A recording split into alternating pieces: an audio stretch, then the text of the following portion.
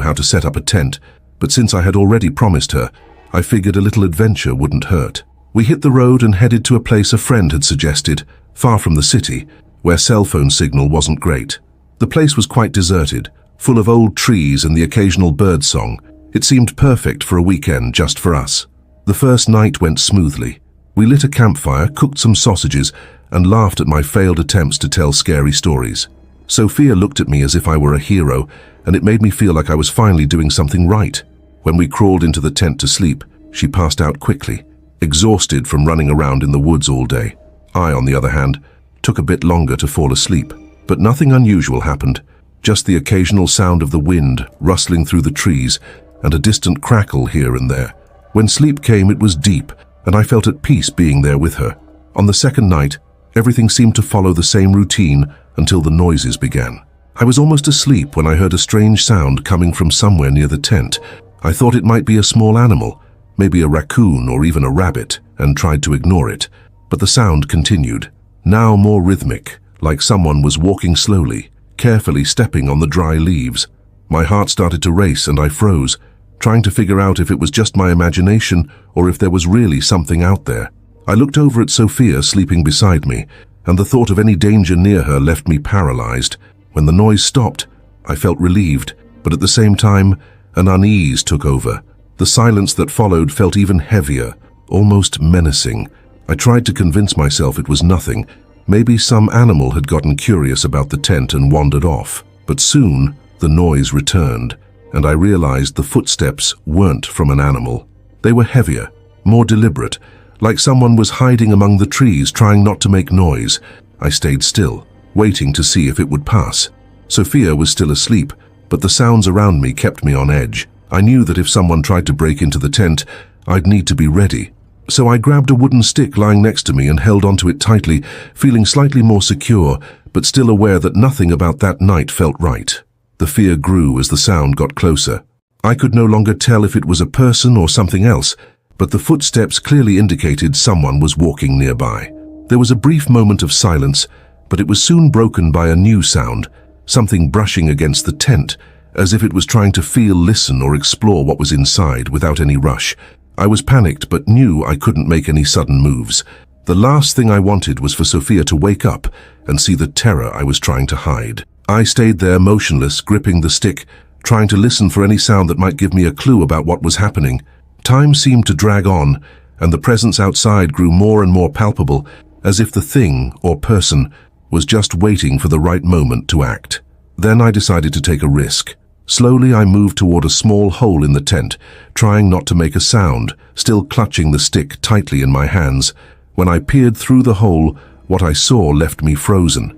At first it was just a silhouette, dark and indistinct, moving slowly among the trees that were very close to the tent. But as my eyes adjusted to the moonlight, I realized it wasn't a person. There was no defined shape, just a vague shadow, something moving between the trees. It had no face, nor did it resemble a human figure. It was as if the shadows were constantly shifting, fluid, as if they were perpetually reshaping themselves.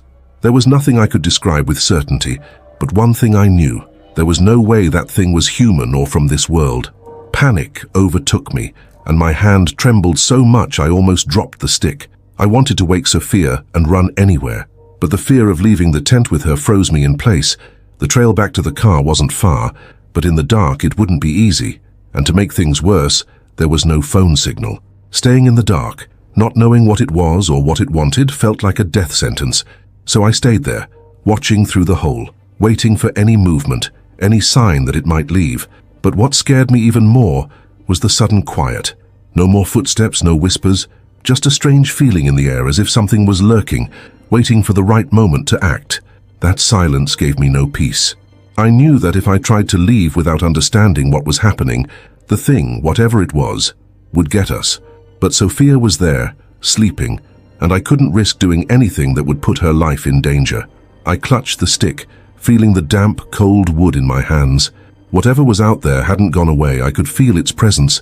It didn't seem like it wanted to attack right away. It was as if it was just watching us, waiting for something.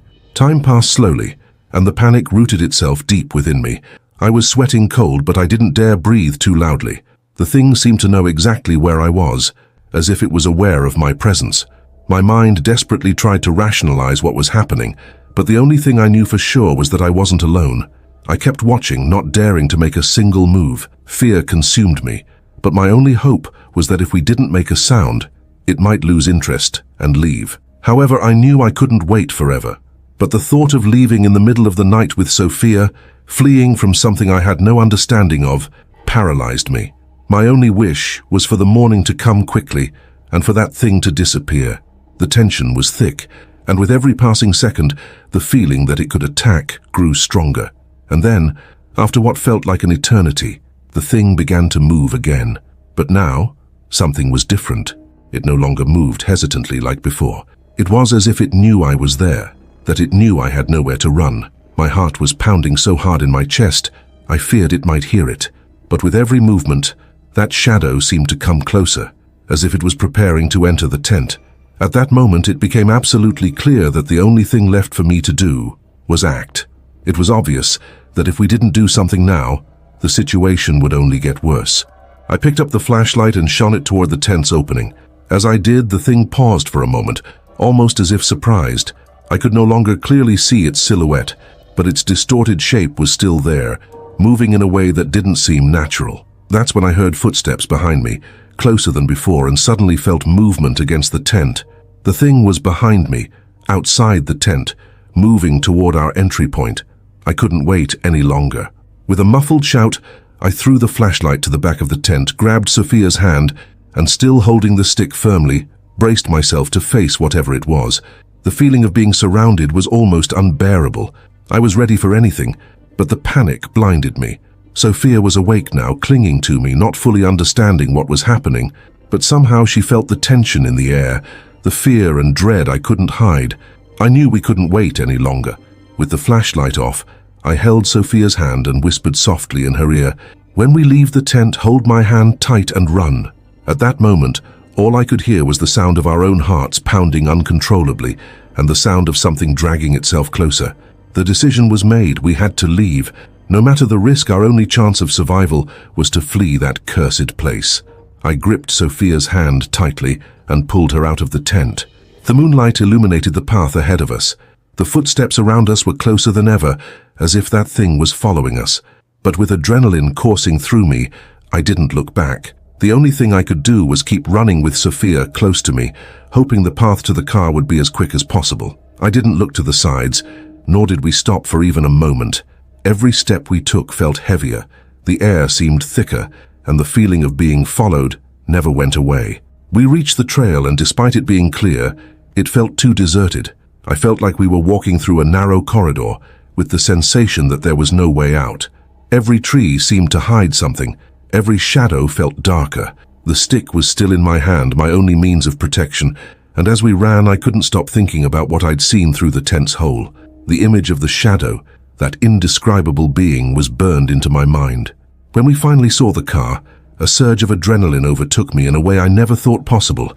I knew Sophia couldn't keep running much longer, and that thing could catch up to us at any moment.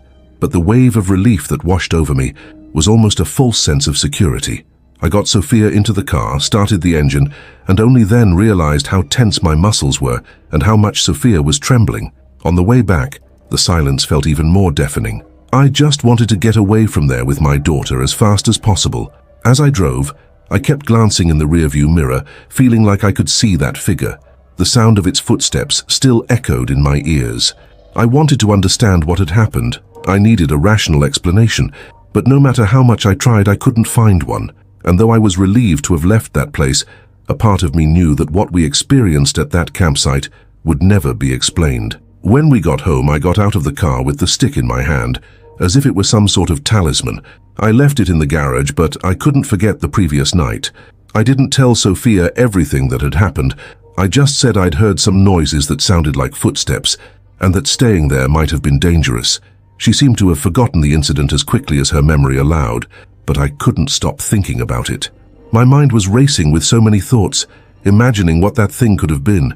The feeling of being watched, the oppressive silence, the distorted shape of that being. It couldn't be explained.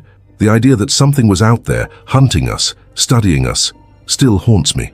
I've tried to move on as if nothing happened, but the truth is, Every time I close my eyes, I still see that distorted figure. I don't know what it was or how to explain it, but I know we weren't alone out there. Sometimes I feel like the stick is a reminder of what happened, a useless protection against something I can't understand. Sometimes I just ask myself, was I the only one who saw it? Or have others experienced this too? I've searched for answers about it for some time but found nothing. Were Sophia and I the only ones? Or are there more people out there, with stories as strange as ours, not knowing how to explain them? Hit the like button and subscribe to the channel.